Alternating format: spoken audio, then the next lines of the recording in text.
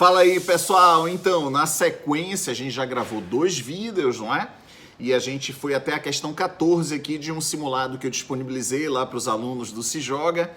E aí eu estou aproveitando para fazer os comentários aqui no canal, aqui no YouTube, no nosso canal no YouTube. Então, portanto, se você não é inscrito, se inscreva no canal, marca o sininho, porque de vez em quando a gente está sempre aqui disponibilizando conteúdo em relação ao direito previdenciário e, de certa forma, a gente vai ali mantendo a chama acesa em relação à disciplina. Então, pessoal, a gente foi até a questão 14 do vídeo número 2 aqui, e agora a gente vai na questão 15, lembrando que todas as questões elas são da banca CESP-Sebrasp. Então é assim, Paulo é de forma comprovada dependente economicamente de seu filho. Então, pai dependente economicamente do filho Juliano, que em viagem a trabalho sofreu um acidente e veio a falecer. Bateu as caçoletas. Juliano, à época do acidente, era casado com Raquel. Nessa situação, Paulo, o pai, classe 2, Raquel, a viúva, classe 1, poderão requerer o benefício de pensão por morte que deverá ser rateado entre ambos. Verdadeiro ou falso?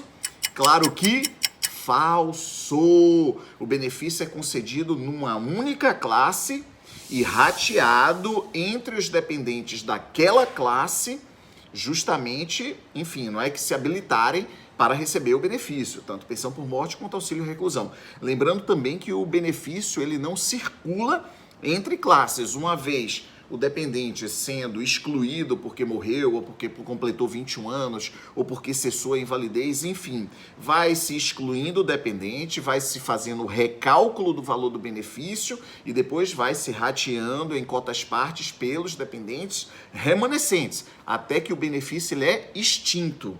Então aqui nesse caso, por exemplo, o benefício vai ser concedido exclusivamente a Raquel. Aí Raquel, 2 meses depois de recebendo o benefício, atravessa a rua, morre.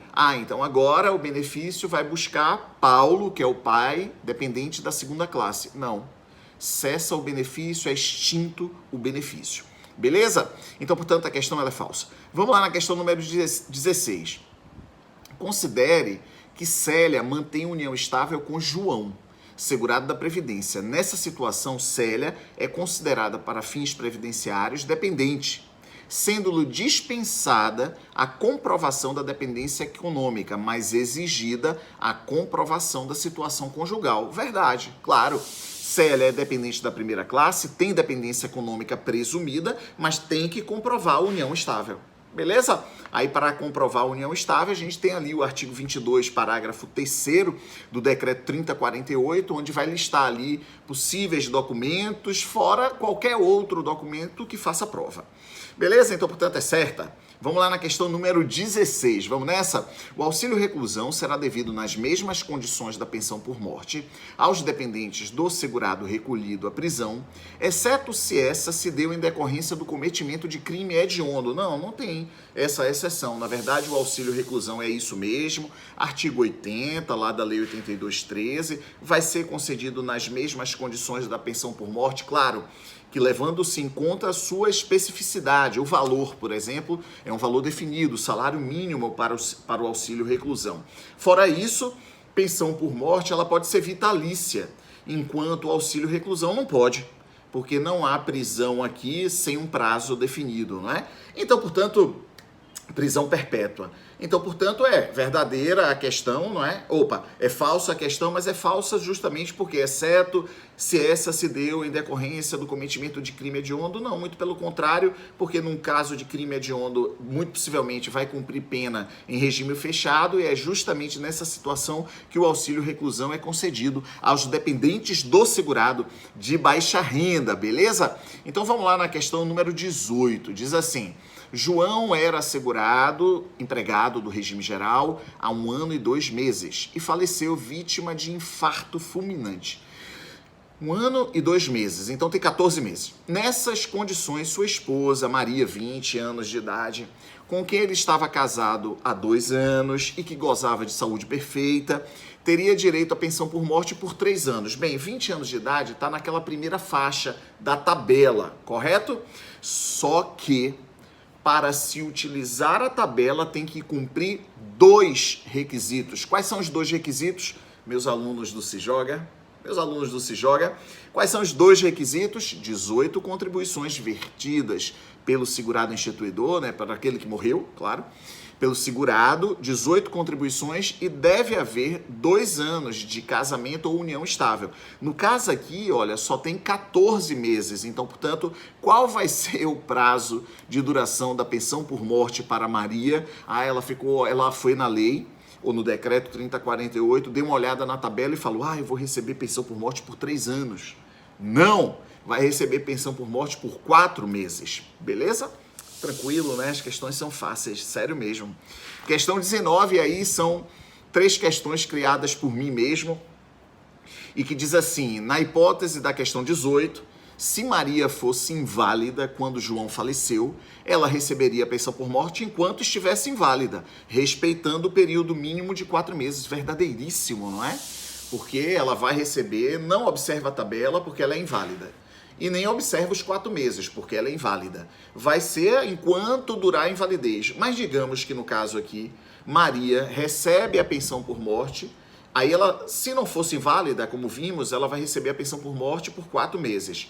Aí ela é inválida, recebe a pensão por morte no mês, segundo mês, aí cessa a invalidez, aí cessa a pensão por morte? Claro que não. Observa-se então o prazo original de 4 meses, porque a invalidez não pode prejudicar o dependente, correto? A invalidez ocorre aqui com o fim de favorecer, no caso, o dependente. Então, por isso que a gente botou, respeitando um período mínimo de 4 meses, tá joia? Porque a gente está falando da questão número 18. Vamos lá, na hipótese da questão 18, se João tivesse falecido em decorrência de doença profissional, ela receberia pensão por morte por 3 anos. Sim, porque se for decorrente de doença profissional, doença do trabalho, acidente de qualquer natureza, utiliza-se a tabela. Então não precisa observar os requisitos de 18 contribuições e 2 anos de casamento. Beleza? Fácil, né? Questão 21. Questão 20. Acabamos. Então é isso. Assim a gente finaliza aqui umas questões. De vez em quando eu vou aparecer aqui pelo canal para que a gente sempre mantenha essa conversa em relação ao direito previdenciário, que a gente está naquele compasso de espera, não é? A gente está ali aguardando a sinalização ali da autorização do concurso INSS para próximo ano. Em saindo a autorização aí, muito possivelmente vai existir esse concurso no próximo ano e a gente precisa estar conversando sobre direito previdenciário, porque na hora que você decidir sentar para estudar de verdade, você já tem essas informações, depois é só ajustá-las, não é? Numa sequência didática. Quem é nosso aluno do Se Joga, a gente já está fazendo isso. Mas você que não está fazendo isso porque está no aguardo, enfim, você assim vai tendo essas informações para que no momento futuro você possa, agora eu vou estudar de verdade. Beleza, mas eu já tenho as informações de que pensão por morte, olha, tem 4 meses quando não observa requisitos, mas se observa requisitos tem que observar a tabela, essas idades da tabela, inclusive, elas foram atualizadas. Existe pensão vitalícia quando a idade do dependente viúvo, o companheiro, é acima dos 45 anos, pelo menos, enfim. Vamos juntos nessa caminhada. Valeu, forte abraço.